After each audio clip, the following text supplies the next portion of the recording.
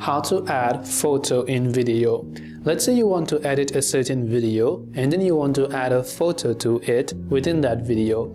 It is very simple. First, we must choose a video editing app. In this case, I'm simply using CapCut, which is available for free both for PC, for Android as well as for iPhones.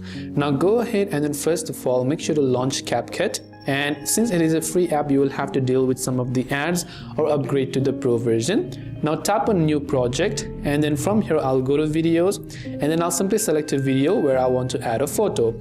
So this is basically a video that, let's say, I'm going to edit.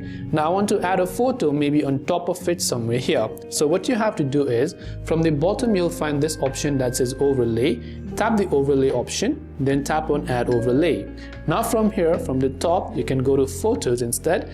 Now you can choose a photo and then you can hit the add button. Now you can see the photo has been added. I can pinch in to zoom in, zoom out. I can drag it to any part of it. Then you can see I can have simply added that particular photo to my video. If I want, I can drag and drop the timer over here based on when I want the photo to appear and disappear.